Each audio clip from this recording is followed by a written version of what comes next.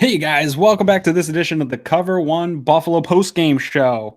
Victory Edition. I don't know how many of these we're going to get this year, guys, but happy to have them. And we got the heavyweight title contender here at Cover One, the OG himself, Erik Turner, came on here to celebrate this victory with us tonight. Erik, what's happening, my man? Thanks for having me on, guys. You guys have been holding it down for Cover One the last few weeks. I figure, you know what, as you mentioned, I don't know how many more wins are coming, but I do want to make an appearance when we do get a W. So today's that night. Yeah, man. And of course, we got my co-host, Greg Tompsett, there with all this cool stuff in the background, as always. Greg, how you doing tonight, man? Are you guys sure we won? When I went on Twitter, I was told that I'm not supposed to be happy about what's going on. Is it okay to be excited about winning? Yeah, it's, you know what, I've learned over the past year here that not to listen to Twitter.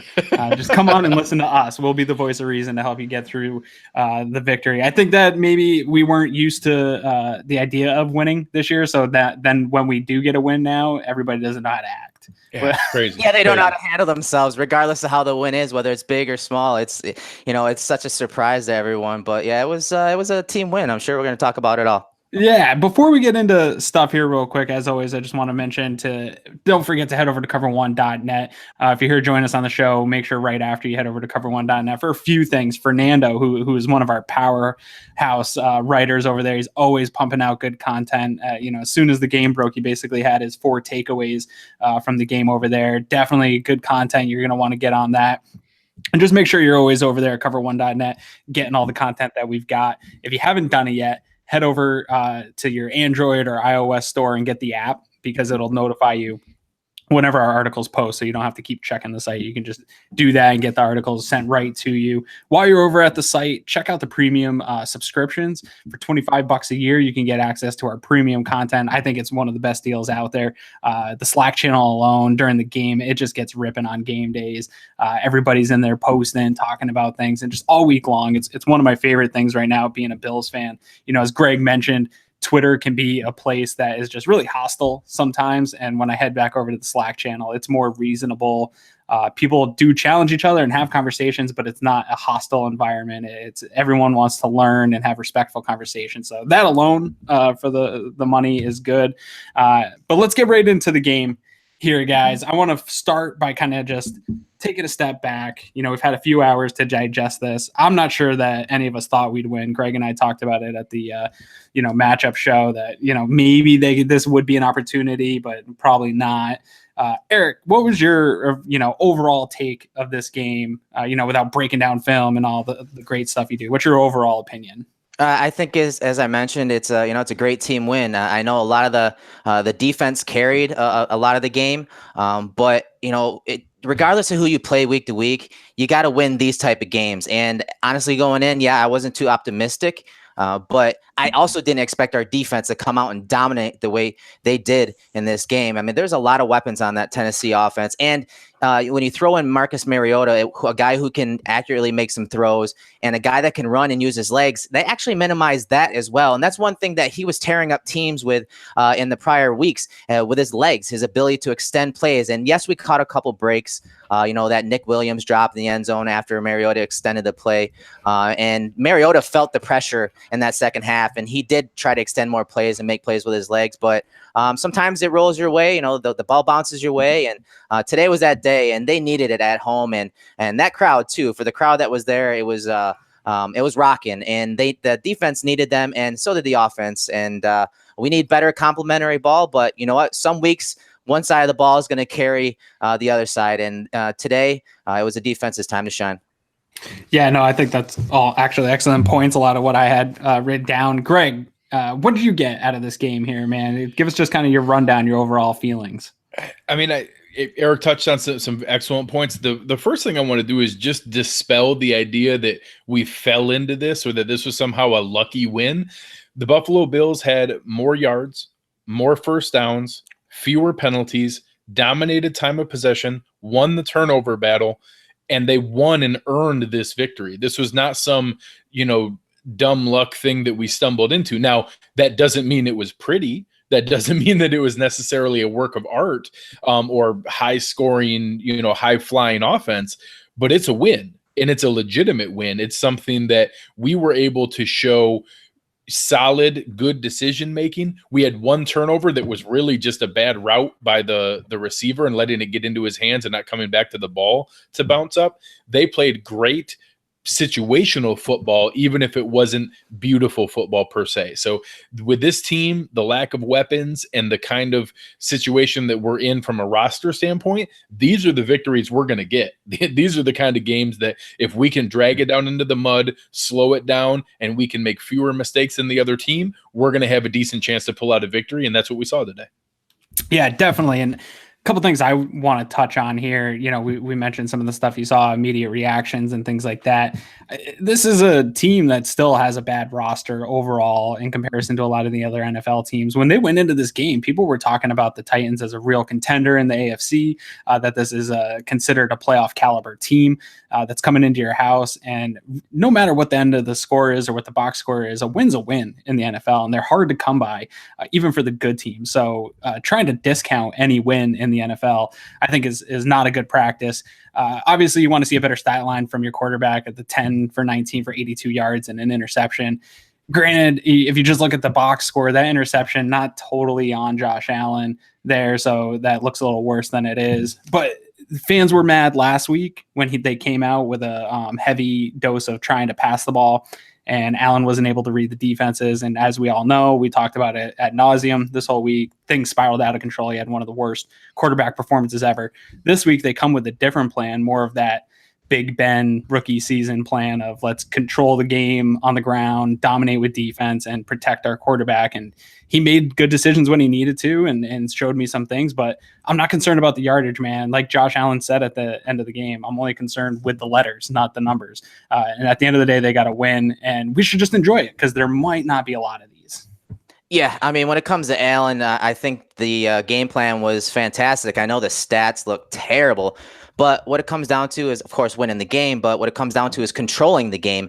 And they dictated the tempo from the get-go, whether it be on offense or defense. And part of that reason was taking, some of the decision-making away from Josh Allen. If you watch the post-game presser or if you saw it on our Twitter timeline about Shady McCoy and the game plan this week of obviously getting him involved early and often, but he also mentioned about them running less package plays, less plays where there's a pass run tag on it, and taking that decision making away from Allen because they wanted to pound the ball. They wanted to run the ball with Ivory and McCoy today. So I thought the game plan was very good. As far as Allen, his specific and individual play, I think it was a little off today, guys. I think he was throwing a lot of the balls, low, a little outside. It seemed like he was trying to guide it in there when he needed to, to just put it on the receiver. And we saw that on a couple of those rollouts. He mentioned it in this post-game presser about the throws to Benjamin and to Clay on those rollouts and how they were kind of off the mark. On that deep dig to Benjamin was also kind of low. I would like to see Benjamin actually dive for the ball, but that's a whole nother story. But I thought he was a little off today. So, Greg, what do you think about Allen today and his overall play? I think that he did exactly what was asked. I think early on there was a point where we were 80% run to 20% pass. I think it was 10 pass attempts to nearly 30 runs at one point. Sure. It ended up 2/3 to 1/3, which is still really skewed and high. Part of that is running out the clock down there through the end of the game. Being able to get to that point where we can put him in manageable situations and ask him to make the right read and the right play. There were times where he had you could tell a couple times he got excited where he made the read pre-snap. He hit Clay on a really nice slant on one of those. At the end of the game, I think he figured that out for the Ray bubble screen that we called. I think that was an option route where he could have also gone to the run, but saw that they were in the box and that he was wide open there. So those are intelligent, progressive things that we saw from him that we are looking for as we go, check marks that we need him to achieve. We also saw some of the other things that are frustrating. We saw some poor footwork. He threw low on several that you guys referenced. There was some plays that he rushed that we had some open receivers to be able to make plays, or he completed it, but he lost all momentum and could have hit the receiver in stride. So there were still plenty of things that I think he'd like to have back and that we want to see improved on. But there were, material positive steps that he made. And I think I don't count him for any turnovers. That play was a spot on play. And if Andre Holmes boxes out a little bit better or actually runs a comeback rather than just a stop route, that's an easy completion, and we're moving the clock and probably milking it for the win and not having to have a comeback at the end for the game winner. So I actually think he played within himself. He probably wasn't necessarily the MVP today, but he played and made the plays that needed to be made. Yeah, and to add to some of what both you guys said, for me, I saw what Erik mentioned, some of the bad throws, some of the things that weren't great. But what I saw that I was really looking to see after that game that he had against Green Bay was he bounced back in the sense that I don't think there was any times where he really left the pocket by seeing ghosts per se. He had that nice run in the first quarter to get points on the board, but he wasn't, when they were showing blitz, he didn't overreact when the ball got snapped. He didn't react to last week's game. It seemed to be able to keep his cool a little bit, and that was really something that I needed to see going forward. Can he shake off that terrible day in Lambeau where he was just leaving the pocket, seeing things he wasn't seeing? I thought that he did a better job with some of that. Obviously, you want to see him hit some of those targets. People were saying, well, he threw for under 100 yards. If he hits Andre Holmes there, a couple of those, Benjamin makes a catch here and there, he's well over 100 yards. So stats are what they are. Obviously, at the end of the day, the box score doesn't look good, but I think there was some plays definitely left on the field, and I think Josh Allen would tell you that he left a lot of plays on the field. Didn't hit guys in stride that probably could have got more yardage. All that stuff's going to come. He's going to get more cohesion with some of these wide receivers. But overall, I did see the progress that I needed to see. And for me, it's very incremental. And we keep mentioning it on the show, not linear. So for me, that was a successful day for Josh Allen in that I saw the progressions I needed to see as far as him not just fleeing the pocket for no reason at all and freaking out and forcing bad plays. You saw him throw the ball away a couple times. Those are things I want to see from him. Did that ring true for you, Erik? Yeah, and the problem last week, I think when you try to separate or evaluate Josh Allen when it comes to his accuracies or inaccuracies, his mechanics with his footwork, whether or not he's leaving the pocket too soon, I think you nailed it. I think this week he was more comfortable in the pocket. He wasn't seeing those ghosts, as you mentioned, and to me that is a bigger storyline than maybe some inaccurate passes, because the inaccurate passes, I expect those. I do not want my quarterback to bail out of a clean pocket. And today, once we go back and look at the film, as McDermott would say, I want to see how much they actually blitzed him, because I didn't feel like he was blitzed that much. Either that or the offensive line actually did a good job. And let's talk about that, guys, because obviously we've given up a lot of sacks this year. And part of it's the offensive line, part of it's, Josh Allen being a rookie and his inexperience. But I thought the offensive line did a really good job today in the run game and in the pass. But I'll start with the run, because I think the Titans actually expected us to run the ball, and we obviously did, and they knew it was coming, and they were still able to move the ball. I know that the yards per carry wasn't too high, but being able to get up over 3 yards each play, even when the defense is knowing that you're going to run it, that's actually quite the feat. A season high against the Titans for 144 yards. We brought up the box score. The one positive in Josh Allen's box score was the net passing. Like you said, we had 7 sacks last week for, I think, the second most sack yards we had ever given up as a franchise. So the one that we had today, in my mind, wasn't even really a sack. It was that rollout that he had to the right where I think he was going to tuck it and roll, and Jayon Brown came up and hit him in the legs. That technically counted as a 3-yard sack versus a 3-yard rushing loss. Sure. So in my mind, he had 0 sacks from an offensive line standpoint. So being able to get to that point where we're making that against a dominant front seven that destroyed Philadelphia last week, who has a vaunted offensive line. They rocked Wentz multiple times. So being able to create a game plan multiple times that Dable was setting up moving pockets, a lot of planned rollouts, a lot of nice play action. I thought that Dable really put Allen in a position to succeed. And again, I know Twitter lost its mind about it's not high-flying, crazy offense, but it's intelligent offense taking advantage of what assets and weapons we do have. Yeah, I definitely agree with that. And I think also they were playing against we talked about it a lot in the matchup show.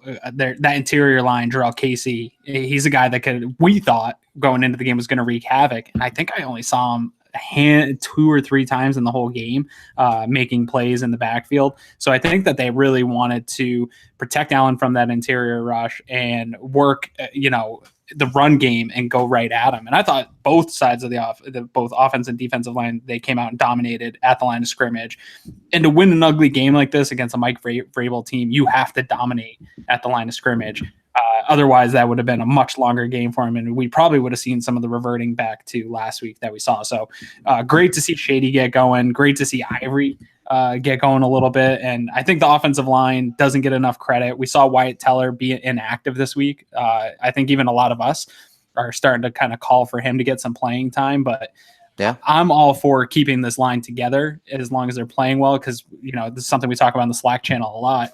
Changing the offensive line is worse sometimes than just going with maybe not the best offensive lineman because of the amount of communication you need. They got to get going at some point. So today was a good sign that maybe you can keep going a little bit longer and allow Teller to continue his development as a rookie. That's a great point, honestly, because, I thought, honestly, this might be the week that Teller gets thrown in there, because Miller had an awful game last week. But besides, a few run plays, I didn't really see Miller called too much in a bad way or in a negative light. I thought that the offensive line played pretty good today. And continuity is the number one thing for an offensive line. We saw this last year. It took a month for them to make a change at right guard for John, and taking John Miller out after that. I think it was after the Falcons game. So continuity is number one when it comes to the offensive line. Regardless of what talent's in there, you got to have some kind of continuity. And it takes time to even evaluate and kind of understand the continuity that is needed at that along the offensive line. So I thought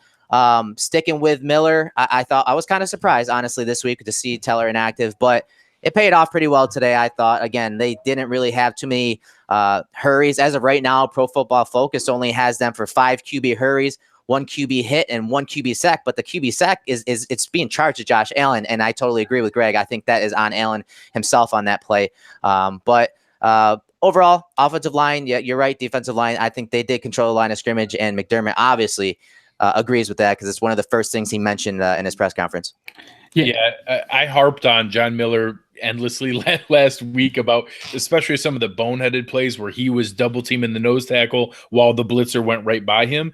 After a game like today, we simply have to embrace the fact that he's going to be the starting guard for a while. I'd be shocked after having a game like that today where everyone played well together.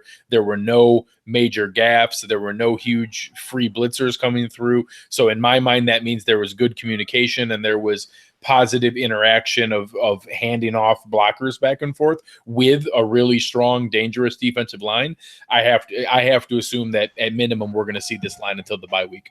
Yeah, and I do agree with Eric and the point that I was making about Josh Allen. I didn't see a ton of blitzing. I saw some formations and alignments that maybe looked like they were going to bring the blitz. We didn't see a lot of it once the ball was snapped. So that probably has a little bit to do with the performance of the offensive line, at least in the passing downs, because that's really where we saw a lot of struggling, was being able to read blitzes and pick them up. So I'm not ready to say that this line is good to go yet moving forward, but I agree with you, Greg, that moving forward right now, having a performance like that, you'd be really hard pressed to go into the offensive team and say, hey, you know what, we're going to make a change after our best performance as an offensive line. I don't think you can do that, at least for another couple weeks now.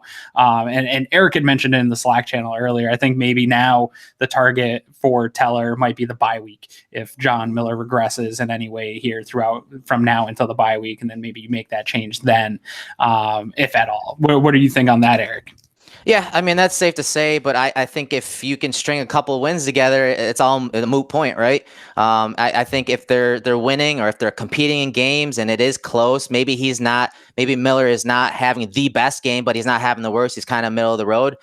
They're not just going to throw a rookie in there. And, I'm kind of apprehensive about throwing Teller in there just because I have watched a lot of film on him and it does worry me. But if you start losing a few games and your offensive line is still continuing to give up sacks and your quarterback's still having trouble processing, you got to make some kind of changes and you have to evaluate him. You got to figure out if Teller is a guy they can plug in as a starter for the next few years, because obviously the offensive line, there's going to be some changes this offseason. So they need to know what they have in Teller. So, but until that, those losing, streaks start coming and they start having a little more regression along the offensive line. I just don't see it happening. But I was surprised to see Miller starting today. I'll admit that. Yeah. One quick thing here before we move on to the skill position guys is, as we're talking about the offensive line here, it's a little bit to do with the offensive line, but more to do with the aggressive play calling here in nature of what McDermott and Daboll were doing is they went for it on fourth downs in positions that we don't typically see Sean McDermott's teams go for it on fourth downs. I think that one showed a lot of trust in your offensive line to be able to make the push because they were clearly dominating that side of the ball, but then in your running backs in general. But do you think that McDermott was getting to the point more of like, hey, we're desperate for a win, so these are the types of things you got to do when you're desperate to get something going and you're at home? Greg, you want to field that one? I think it's both. It goes both ways. I think that part of it is understanding that there are limitations on the number of capitalizing opportunities the offense is going to get. So when we have one of those, I think that you want to be able to keep the momentum going. I think he saw what the offensive line was doing and that how the running backs were finishing, that he felt like we had an opportunity to be able to convert those. I think that they also took a look at themselves. I think that he is a very self-aware coach. So I think he looked at situations. He talked about how they're going to engage some analytics in percentages for opportunity and conversion, impact on win percentage.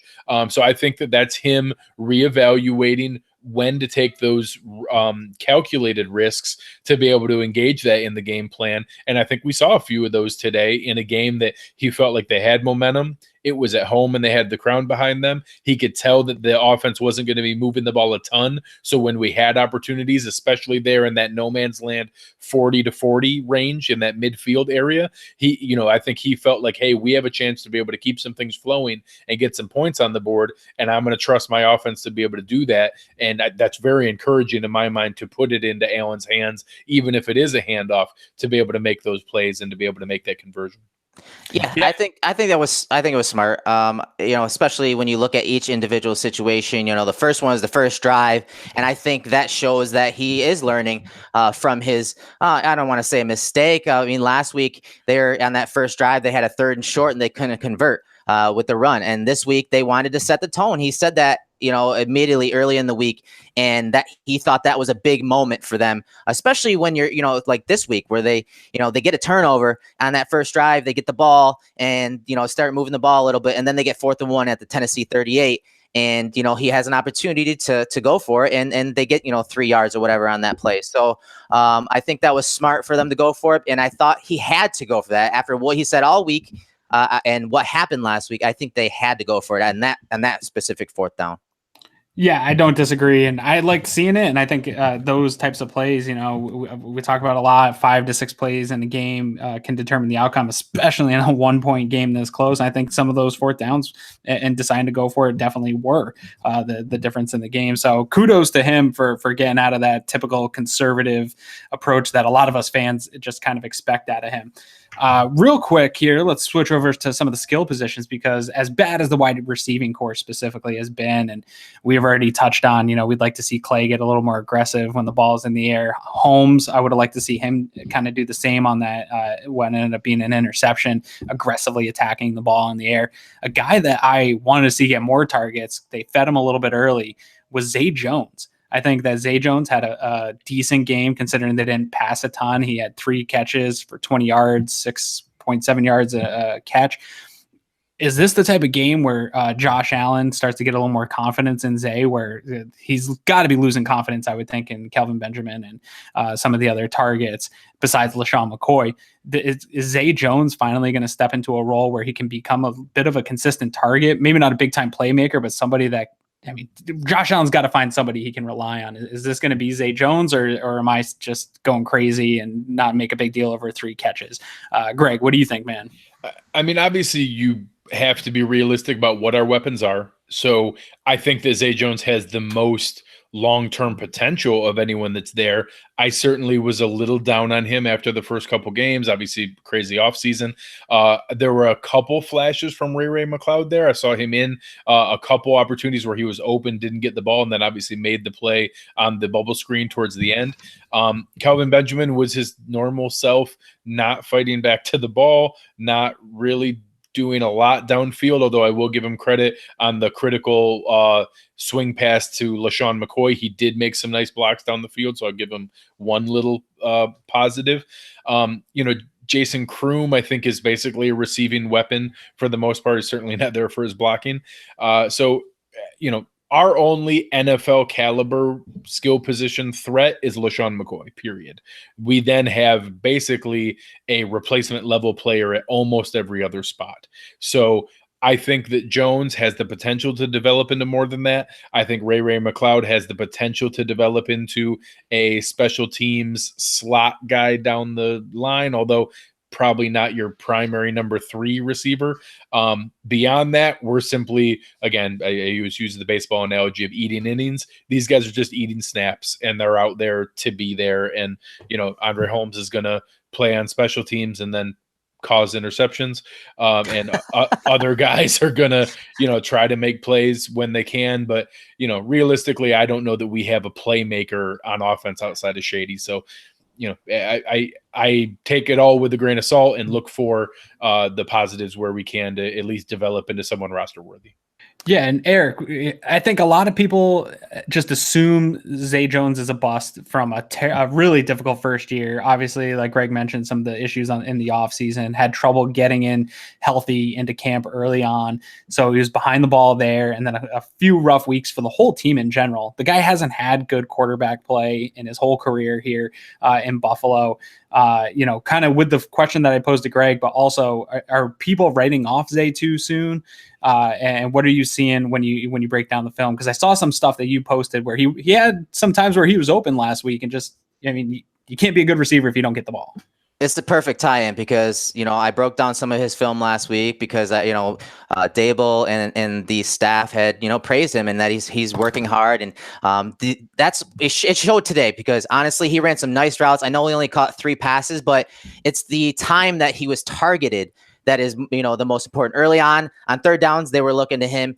The one, I thought he needed to be a little more aware where the first down was, maybe, even dive for the first down on that first third down call. And the second third down call, I think he actually converted it. And then, late in the game, they target him on 3rd and 10, and Elam holds the ball, goes through his progressions, and then drills him on the near sideline. It was a 12-yard reception. He's been running really good routes.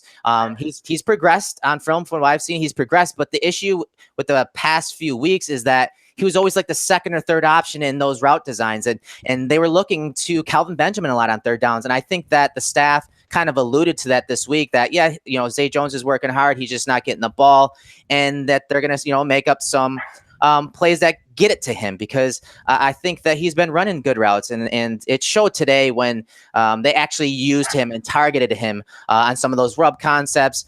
He had man-to-man coverage, I believe, against Adoree Jackson on that 12-yard reception, and he ran a really nice curl route, set up the stem perfectly for Josh Allen, showed his numbers, obviously caught the ball, and that was a big 3rd down conversion late in the game. So I think he's been working hard. I just think that the offense wasn't funneling through it to him on those critical downs, and today they did, and I'd like to see that more, because I like Greg said, I think that he is a guy they need to evaluate. He's a guy that they obviously thought very highly of to trade up to go and get him, and I do think fans kind of wrote him off a little too soon, but I think fans also have to readjust their expectations for a guy that's coming from East Carolina. He put up a ton of numbers at East Carolina, but when you looked at some of those targets and those receptions, you realize that they weren't NFL caliber type receptions. And so I think we need to adjust our expectations for Zay. And I think today was just a good sign in the positive direction for Zay Jones. Yeah, no, I totally agree. And I hope he does get on the right track, because I think people are writing him off way too soon. Some receivers just take a while to mature. Nelson Aguilar is a great example. I think they wrote him off in Philadelphia, and obviously a huge part of what they're trying to do over there. So I'm not ready to call him a bust. I always when I'm writing out tweets of when people are saying, oh, McDermott and Bean have no ability to evaluate offensive players, I'm always like, well, Zay, we cannot evaluate Zay. Like, let's just wait and see what happens here, because some guys take a little longer to mature. And hopefully this is the beginning of that maturation process for him and starting to get the ball a little bit more. And then as he gets targets, we can actually see who this guy is. Obviously a dude that if I start talking about, I would probably talk about him for 45 minutes and the game that he had today. LeSean McCoy, I'm just going to kick it over to you, Greg. Go ahead and praise him because he did things today that we have been seeing from him for as long as he's been here, and it was good to see him back again. He was the LeSean McCoy of old. He was everything that we were looking for and that we hope to have as that special weapon. He had multiple double-digit yard runs. He had multiple Titans players, looking for the jackstrap out on the field. Yeah. He had the shake and bake that you're looking for to be the legitimate weapon that we have. And that, granted, I know people get frustrated that sometimes he tries to make things happen to the point where maybe he gets a 1 or 2 yard loss where it could have been a 1 or 2 yard gain if he just took what was given to him. But then you watch plays like that swing pass at the end where he completely by himself juked 4 different Titans players for a critical game-saving pickup. That he did that by himself. There was some downfield blocking that was positive, but he completely shook 4 strong defenders to get the yards we needed for the biggest pass play of the day to be able to pick up those critical yards that were needed to be able to make that happen. And it's, it may sound simple, that was only 13 yards, but it was the kind of play that was needed to get that, to get the chain moving, to give a little bit of confidence to Allen to get back to the running game. And he was that weapon that we needed today.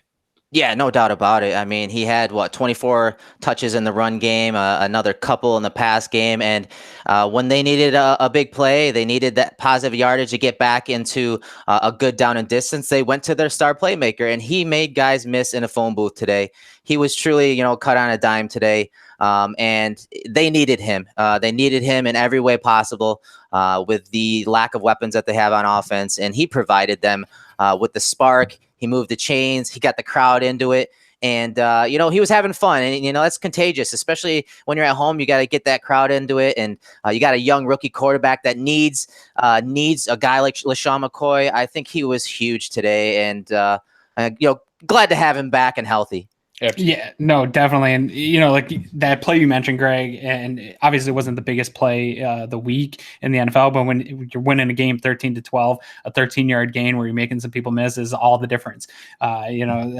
Somebody being able to make those plays, and we talked about it a little earlier, he's really the only NFL talent that this team has, that Josh Allen has, where if he gets the ball 3 yards out, that he can turn that into 13. There's really no one else on this roster that has the ability to take a play and extend it that extra 10 yards all on his own. So obviously, if they're going to win any games this year, we talked about that a lot on Twitter, and the sustainability of winning games, it's going to start and end with LeSean McCoy on the offensive side of the ball. And that's totally clear. I had put something in the Slack channel. There was a poll on TV before the game of how many touches Shady would get. And when I posted, I was like, he's not getting 20 plus touches at his age. Like that's not a recipe for winning in the NFL anymore. And sure enough, though, I think the Bills are undefeated when he's over 20 touches in his career here. So that there's clearly a formula. When you get Shady the ball, good things happen. So after his performance last week, and he kind of complained into the media of why he wasn't getting the ball, the coaching staff listened, and here we are. Good things happen. Even though they only got 13 points on the board, he made a huge difference in this game in extending plays. So happy to have Shady back, and happy that he's going to be happy getting the ball, because a happy Shady makes for a happy locker room, I think, as a captain. Let's flip it over before we flip it over to the other side of the ball, Erik, what did you think about Ivory? Ivory got a nice little bit of a load today too, to take it off of to take it off of Shady.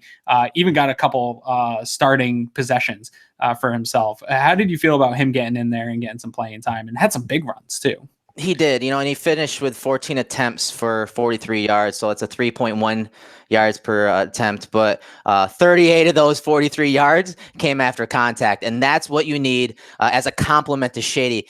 Guys are chasing Shady around. He's making people miss, and they're exhausted. And then comes in the sledgehammer and Chris Ivory, and he's just running people over. He's being decisive. He's getting downhill. And again, he's converting those, second and shorts, those third and shorts, or even, early on first down, trying to get the Bills on track to stay ahead of the chains. I thought his role was extremely critical, and that role needs to be replicated on a weekly basis. They need to, incorporate him more and more in these critical situations, because he's a guy that can help you move the chains and help your quarterback, your young quarterback, get into 3rd and 3 and 3rd and 4, where you can still keep that run game in your back pocket in those manageable situations. So that's one thing that the Bills did, I thought, a lot better this week, is getting your quarterback in good down and distance, something they're one of the worst at this year. I mean, I think Elam is like one of the worst in third downs, like typical 3rd and 9 situation, 3rd and 9.2 or something like that coming into this game. So getting him in manageable situations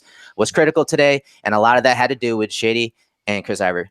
Absolutely. And let's flip it over. I saw that same stat that Erik was talking about, and it was crazy. The one thing about Ivory that makes me a little bit crazy, I think he thinks that he's LaShawn McCoy sometimes. So he dances a little bit in the backfield sometimes, where he's always looking to lay the wood and to be able to find that huge lane. So it's crazy to see when he gets his momentum going. He's unbelievable. I wish he would be a little more decisive all the time, because there are some of those plays where he gets caught in the backfield looking for that lane. But man, is he just decisive and powerful when he's moving forward.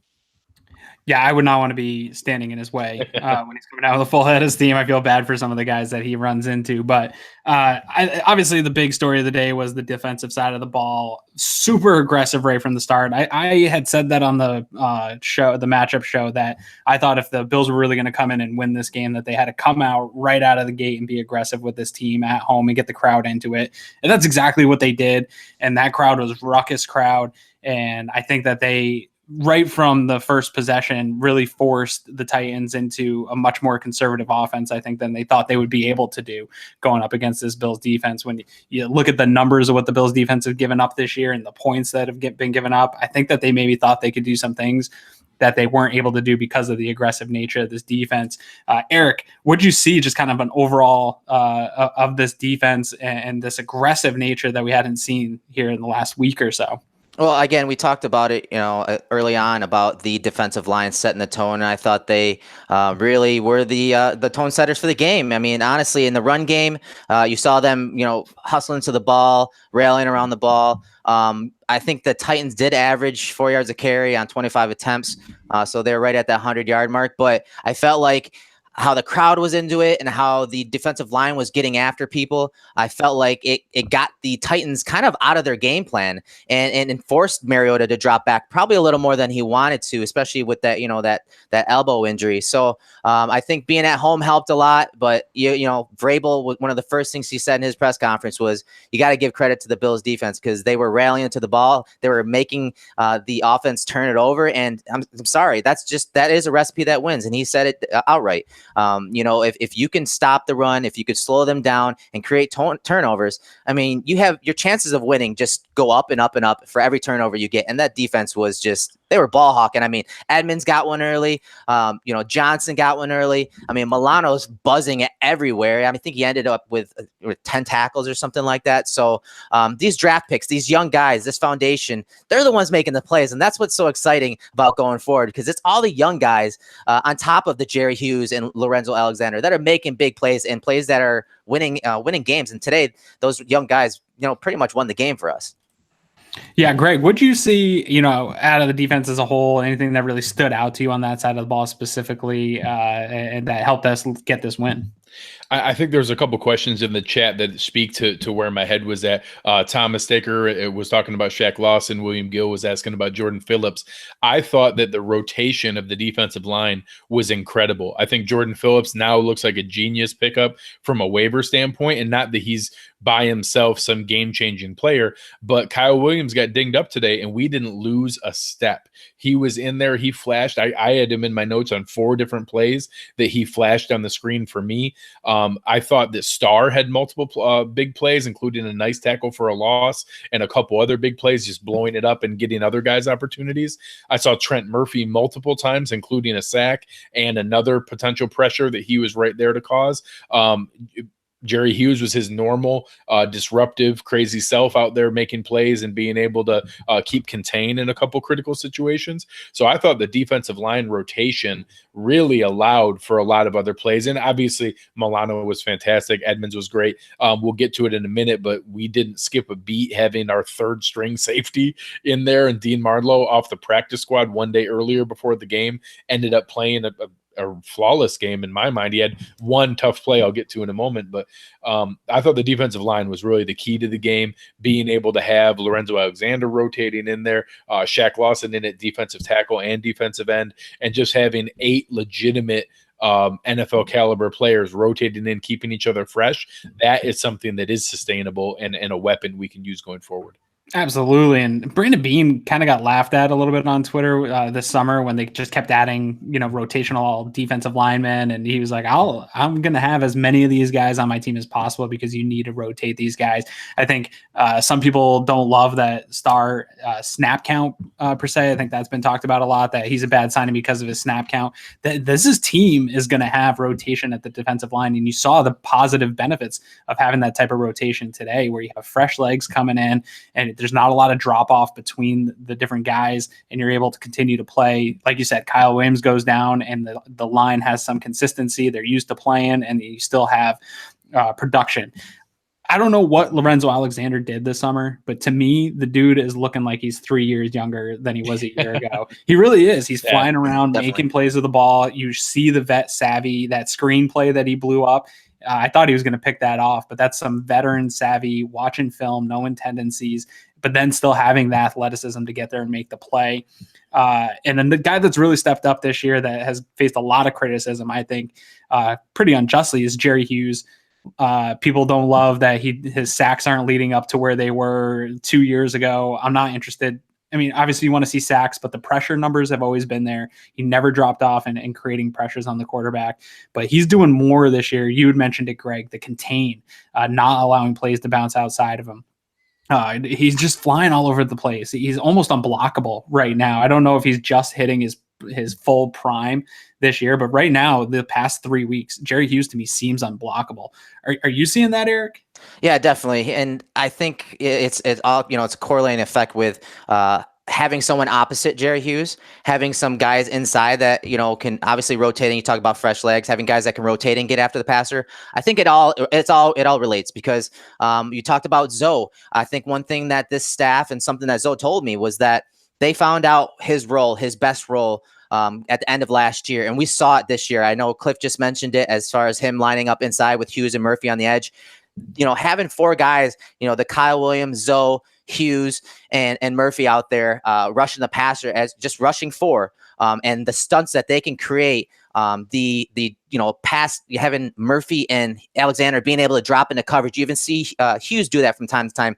That really makes things tough on a quarterback when you're trying to account for guys in the box, when you're trying to account for guys in that underneath area, when you're trying to get those quick passes out, those zone blitzes, those zone pressures and simulated pressures. When you bring a Milano off the edge and you drop a Hughes into coverage, you drop Zoe from a 3 technique defensive tackle position, that's a lot to compute. And for a quarterback. And so that's definitely helped them, get after the quarterback. That's obviously helped them, have a quarterback hold on to the ball a little longer to help with coverage. I mean, it's all coming together really nicely. And I'm glad you just mentioned Zoe, because you're right, man. Whatever they're doing with him, it's working. And he's doing it in coverage when he needs to drop. He's doing it when rushing the passer. So it's good to see from him.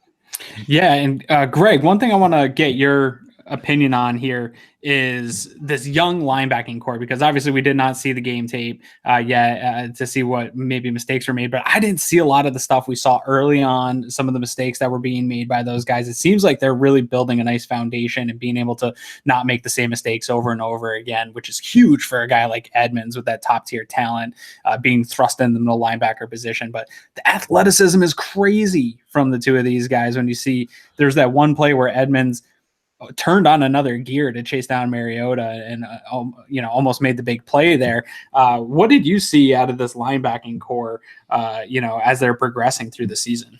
That exact play you touched on is just flew in my mind. Having someone with the athletic profile who can take off and get to Mariota very clearly. Mariota didn't expect him to get to him as quickly as what he did on that play. And it was one of those, holy crap, I didn't realize you were going to be immediately on me.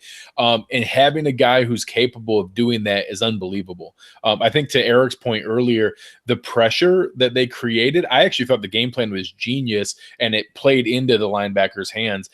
We brought pressure on the first 2 plays of the game. We brought more than 4 rushers. We never bring more than 4 rushers. They sent 5 on the first and second play of the game. I think that it threw that into LaFleur and Vrabel's mind that, maybe they're changing it up.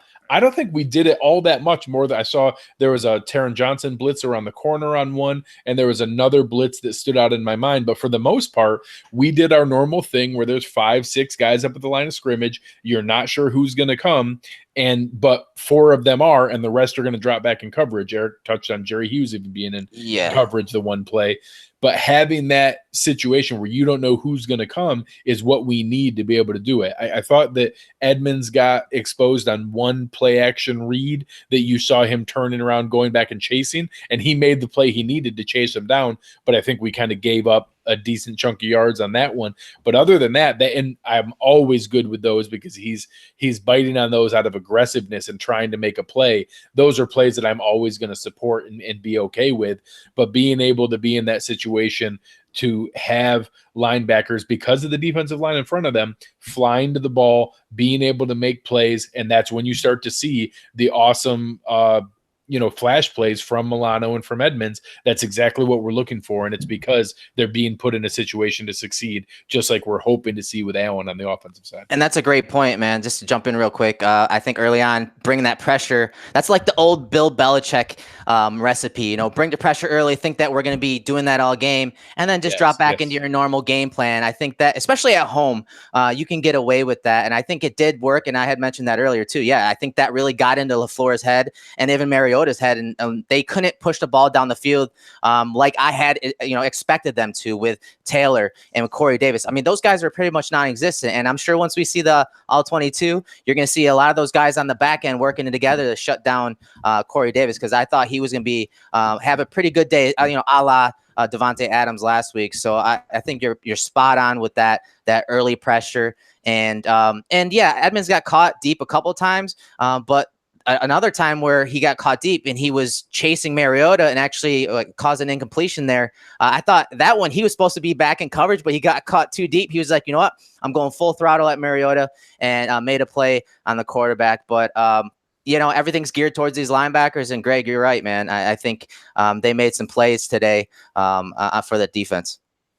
Yeah, and you talked about what you thought we were going to see was them stretching the field against us. I agreed, especially with the dinged up secondary. We had Ryan Lewis seeing substantial snaps, Dean Marlowe getting activated at the 53 roster just the other day with Hideout. And so that kind of kept me up a little bit last night. I'm not going to lie, thinking about what that was going to look like. And I think when we see the all-22, there's going to be some plays that the Titans are going to wish that they probably took. Sure. Especially I saw some stuff Lewis was doing where he had some open opportunities there. Mariota did. But overall, that unit played well. Trey got attacked 1 or 2 times, but Trey's just playing lights out. Not even given anywhere one to throw. I thought Poyer was all over the place a little bit today. Erik, what'd you see specifically? I know it's hard to see in the broadcast, the secondary, but give us your take. Just half the secondary was out of our starting secondary, and they had to really dig deep into the depth chart for this game, and against an offensive coordinator that's creative. What did you see? How were they able to kind of cover that up, or did the guys just come into the roles and play well? Oh, I think you saw Tre'Davious kind of travel sometimes with Corey Davis. So I'm sure that had something to do with it. But to me, when you throw in young guys like, Marlowe, Ryan Lewis, and even Gaines, who's kind of been banged up, he was thrown in there today too. You can't really go too complex. You can't really have really in-depth coverages. And this team, it doesn't play defense that way. They rely on strong fundamentals. They rely on, the front four getting and pressuring the quarterback and playing sound defense on the back end, minimizing those big plays and making tackles. I think today they only had 5 missed tackles across the board. That's a big thing. So getting after the quarterback and playing sound defense on the back end with young guys, really, I think when you look at the film tomorrow, I think that's what you're going to see is team defense. And honestly, it's playing out like the staff wants it to. Get that defense on the field for some 3rd and 7, 3rd and longs, and then just get after the quarterback with 4, bring a pressure here too every once in a while, but just sound defense on the back end. And today, it worked. Will it work next week? Maybe not, but it's something that I think they're always going to hang their hat on strong fundamentals. And I think that's what's going to be shown on the film tomorrow. Yeah, Greg, what'd you see out of the secondary there? We talked about it a lot in the matchup show, and that they did much better, I think, than I thought we would see. I mean, obviously, it's almost inarguable. That's the strength of our team, even when they're dinged up. It showed the strength of the depth. It showed the top-end talent. Tre'Davious White is a monster. You could tell how much he mattered to them because they tried so hard to scheme Corey Davis open.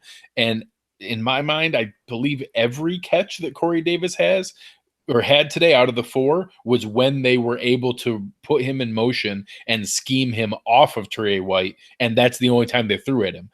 Trey gave up very, very little on his own, and having a weapon like that to be able to shut down the other team's number 1 receiver, it's not going to be every single week. He's going to have plays here or there like anybody does, but he is such a weapon to be able to allow that to happen.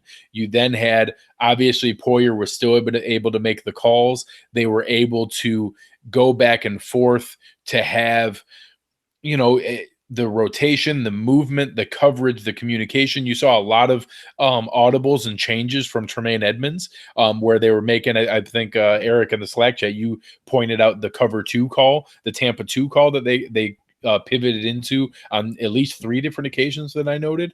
So being able to have the communication with new guys, moving in and out with Gaines, moving in and out with Lewis, having Marlowe in there, Neal got a couple snaps, being able to have people in there that you're not used to communicating with, but still maintaining that integrity, that movement, and the ability to maintain coverage is really impressive as an overall group. So the one play that frustrated me was they had the on Tennessee's drive at the end in the 4th quarter going down to take the lead when they did to go up 12-10. There was a play on 3rd and 2 that I pointed it out and I thought it was a mistake. I actually thought that the linebacker was supposed to drop back into coverage. They had Tajay Sharp over there in the slot, and Marlowe gave him 12 yards of cushion on 3rd and 3. And I kept waiting to see what was going on. Was he going to come up? And all they did was snap the ball, throw it directly to him. He fell forward.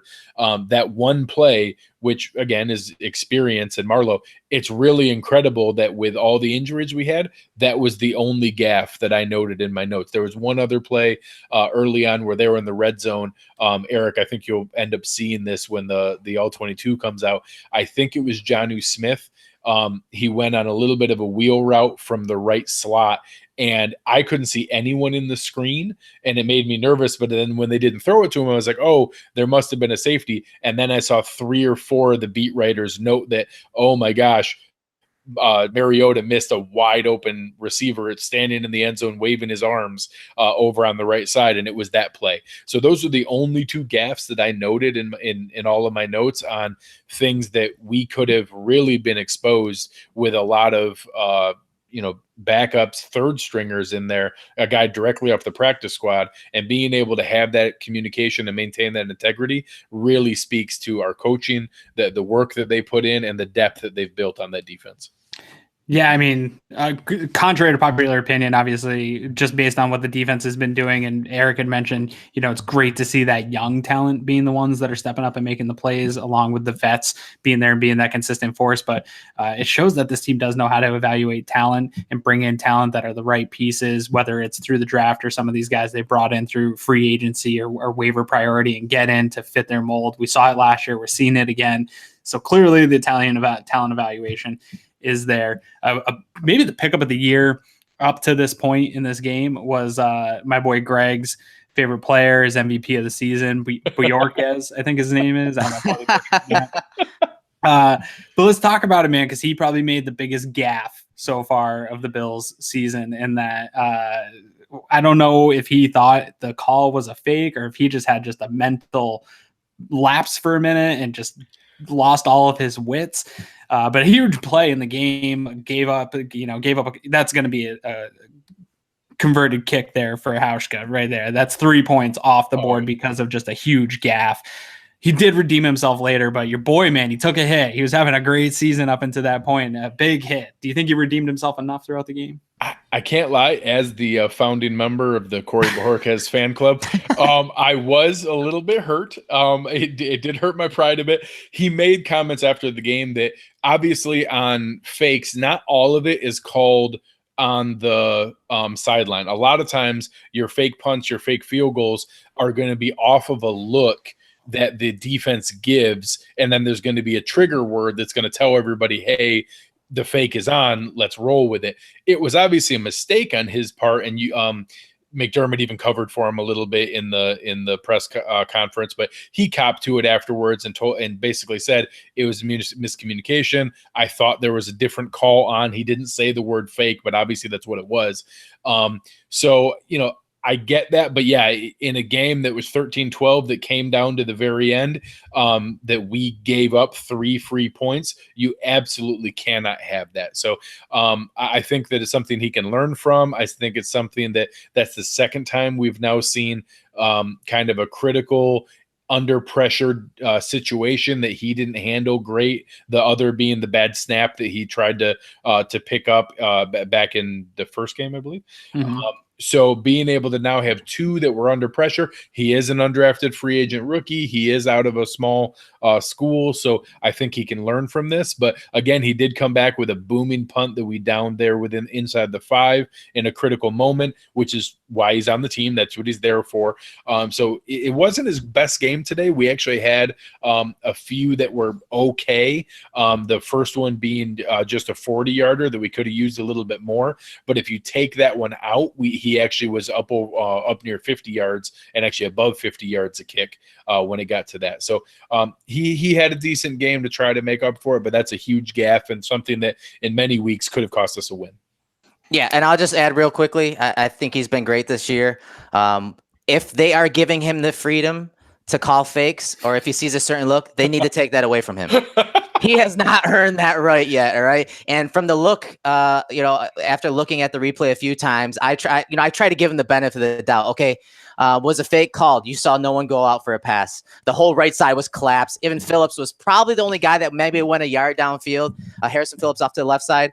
So it was definitely not something that was called. And as far as what look he saw to maybe call a fake, I didn't see that either. They look like they're lined up normally, and obviously no one else on that offense or on that field goal attempt thought that they got that look. So give him a mulligan. He's been punting pretty well this year. I don't think he's as terrible as some people on the timeline have been painting him. He's actually been pretty good, and he did put at least one today inside the 10, right? Inside the 5. Yeah. He had his first touchback. They had the one in week 1 where the coaches went nuts that the coverage unit didn't get down there to down it. Right. Today was his first touchback in 5 games, which is really impressive. And he did lead the NFL in kicks within the 20 and percentage of kicks within the 20, which is all you can ask for. I mean, that's what a punter's supposed to do. Absolutely. Yeah. The only thing that I saw on special teams outside of the gaffed play there that bothered me was there was a 30-yard punt return. Yep. And then they gained another 5 yards on top of it just for a bozo. It was a kick return, not a punt return. It was offsides on a kickoff. You can't have that, guys. Like in the NFL, you can't add 5 yards to any return. It ended up being a 37-yard return. I thought that was about to be a changing moment in the game because that gave them some of the best field position that they had all day. And if your teams are giving up plays like that in a close game like this, man, that's the stuff that just kills you. Luckily, the Bills were able to avoid, early in the episode here, we talked about Bills were able to get some breaks and the balls went their way. The Titans had some opportunities and got some breaks in this game, including that, the gaff, the interception. So the Bills just happened to get a couple more, and that's what's going to be the difference in a 1-point game. Moving forward here, though, guys, we've talked about a lot today. We kind of want to wrap this up and keep it into our show, structure here. Moving forward, I think this team is still what we thought they were going into this game. I don't know that this game changes a whole lot of our projections or what we think that this team is, but they're playing a Houston team, which I think is a very similar matchup to what we just saw this weekend as far as overall talent on the team we're playing against. We're through the difficult stretch, the brutal stretch that this team had to face to start the year. Erik, what do you think that the impact of a game like this and building some confidence, do you think that they can stretch together some wins, or do you think this is, they're going to win one game a month to wrap up the season? Where are you at right now? I mean, who's their next opponent? The Texans? I mean, I think that's a really nasty defense that they're going to be playing next. But, with the way our defense is playing, that they could give them issues. So I think this is the formula, guys, and this is something we talked about on Twitter prior to going live, with Nate and whatnot. I think this has got to be the recipe. And yes, you're going to have to try to get turnovers. You're going to have to run the ball. I think that's the only way this team is honestly going to string together wins. And so I do think the Texans game is a winnable game. So I do think that is a game that they can win. And obviously if they win that, they're back at 500, and then they go into bye week and they can start, worrying about things. Actually, no, their bye week's not till later. I'm sorry. But, it's something that this offense, they do need to get better and keep getting Josh Allen in third and short situations, because he's struggling right now, guys. I mean, I know the stats that they say what they are, and you really see it on the field. So minimizing what is on his plate and on his shoulders is the way to go forward. And today it worked. So it's something Dable and that staff has to do going forward. Yeah, Greg, what are your feelings right now? We talk every week, so I kind of know where you were at the end, after the first victory, and then where you were last week. Did this game change any of your expectations? How are you feeling right now? Not remotely. I think that we are going to have, that's not the last ugly win that we're going to get. There's going to be ugly losses as well where things don't go our way. I think that exactly as Erik and you touched on earlier, this is the recipe for a Buffalo win in 2018. It's going to take a positive game script. It's going to take a positive turnover differential. It's going to take some beneficial penalties called our way. That's what a recipe for victory is going to look like for our team this year. So if that's something that you're not excited about or not going to enjoy, I have some bad news for you. I don't see a lot of 45-0 games coming our way with 450 passing yards and 5 touchdowns. I maybe I'm wrong. I'd love to be wrong about that, but I feel pretty confident that's just not what our team's going to be built for. So I'm going to enjoy it when these happen. I think, again, the Houston game, the Colts, the Dolphins, the Jets, those are some of the games we have coming up here. These are winnable games. If we have the same thing we have today, where some things go our way, the ball bounces our way here or there, we make a couple plays, we can win those. And if they don't, we can lose, and we're probably going to have a couple that we lose ugly. And it is what it is. But I'm comfortable that we have a team that's competitive. We have the young players we can look at to watch their development and to know what they can do in the future. And again, as I say every week, I'm looking for guys who are ready to contribute to the 2020 team. And I see multiple people that made that statement today and made me feel better about their place on this roster long-term. Yeah, I agree with everything you guys said. One thing that interests me when I'm looking at this schedule, I don't think this game doesn't change any of what I predict for the outcome for this team until they totally prove me otherwise. But when I do look at the schedule, and I just want to preface this with, I haven't had a single alcoholic beverage to drink today before I talk about this. I do think that 3 out of the next 5 games are winnable games. I think that the Texans is a winnable game. The Colts is definitely a winnable game. And right before the bye, the Jets, division games are always wacky, except for the Patriots. Yeah. I think if they could somehow swing together 3 out of 5, I would feel incredible about this team and the coaching staff and their ability to take very limited talent and put together a 500 football team going into the bye. I think that would be an incredible feat based on what everybody universally predicted for this team. And I know people don't want to put together a lot of wins because they want the high draft pick, but I think when you have a young team like this, if the more wins you can mount together and get this team close knit and go through some tough games like that, I think that's a learning experience that maybe is more valuable than getting the first pick in the draft. I think they're probably going to be out of that once we get to the bye and you see that they're able to win a few more games than people thought anyway. But I'm not trying to put this win as this is the catapult win to a playoff season or anything like that. But I think that they're going to maybe get a little bit more wins than people thought because they're going to grind out some tough games, kind of like Greg said. Anything else here before we wrap up this show, guys? Any content you got coming out or where people can find you? We'll kind of go around the horn here before we wrap up this show for everybody. I'll start with you, Erik. What were your kind of final thoughts and obviously where we can find you? Obviously, a win's a win, guys. I don't care how it comes. Like you said, McDermott and the staff, they somehow can bounce back from these, big losses, and to come and win this game in any fashion is a testament to him and that team, as Greg mentioned. As far as content, I'll be dropping breakdowns for The Athletic and for Cover One, obviously, this week. So be on the lookout for that. Usually drop one of them on Monday night, early Tuesday morning.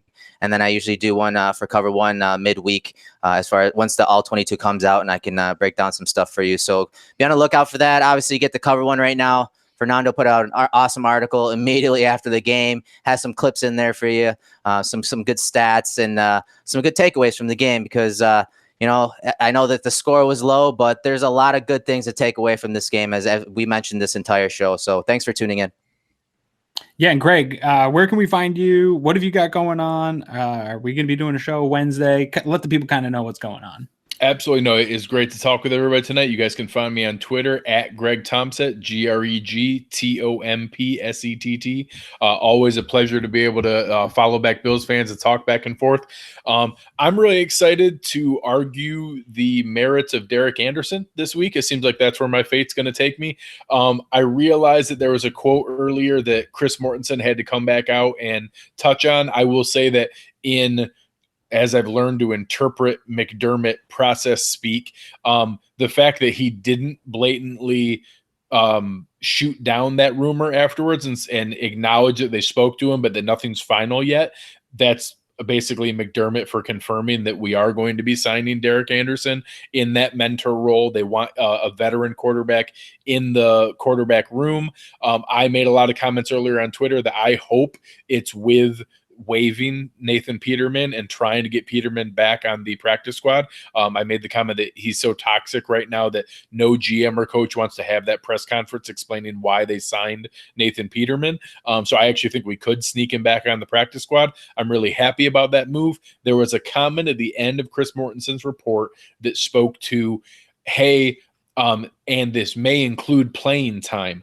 What that comment meant, and Chris Mortensen came back later and clarified it, was that this is not him signing as a pseudo quarterback coach to never touch the field. This is that he understands he may be called upon, as any backup quarterback might be, that if needed, he will need to step into the game and play, and that he's in playing shape and ready to do that. Not that there's a consideration of playing him or Allen. That is not a discussion that they're having.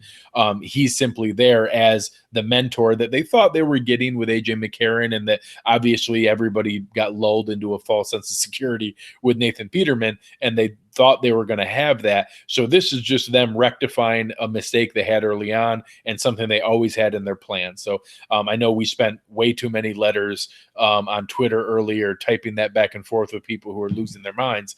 But it's something that I have a feeling I'm going to be fighting for 2 or 3 more days before the preview show. Yeah, I think there's going to be a handful of interesting conversations about this team going through the week. All I really want to talk about for the next couple of days is this game, and I look forward to all the coverage that's going to come out from cover1.net. As always, you can expect that type of stuff from us. Follow Cover One on social media. You'll get all those plays, breakdowns that Erik's doing.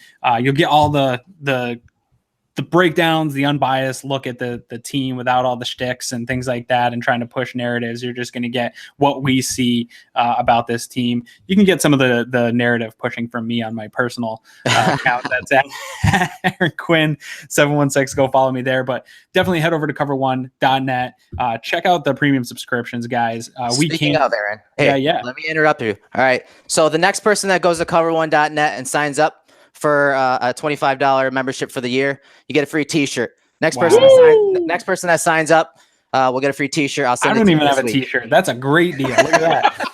And we're running low, so you're going to definitely earn this one. Get to cover1.net, sign up for a premium membership, and you get a free T-shirt. We'll try to hand some of these out at next couple of weeks as the season progresses. Yeah, I mean, the free T-shirt is just an added benefit to all the great stuff that you get from us. Obviously, I could go on for a long time about that, but definitely, you guys, you're here at YouTube. When you're done here, head over to the Cover One YouTube channel, subscribe, hit that bell. That's as good as a subscription nowadays because that notifies you when we go live, notifies you when we put new video content up. So definitely get notified of that type of stuff and head over to iTunes, subscribe there, leave a review. We can't do this podcast and all this content without you guys. It's driven by the fans. And we appreciate you so much. And any bit of subscriptions or likes or reviews helps a ton and helps really keep us going and doing this for you. It's a lot easier to do it after a victory. So thanks for joining us here and getting involved in the chat room and joining us. You can look forward to our preview show of the Texans on Wednesday. I think we got Cole Thompson coming in, who's a great contributor to Cover One. So really looking forward to that show here this week. We're going to get a ton of information on the Texans and what the Bills can kind of do and look for from the next opponent. So make sure you tune in Wednesday right around 7, same time we always do. Thanks for coming out tonight, you guys. Enjoy this victory. We don't know how many we're going to get this year, so just savor them when we got them. Try not to get in too many fights on Twitter, and we'll see you here next Wednesday.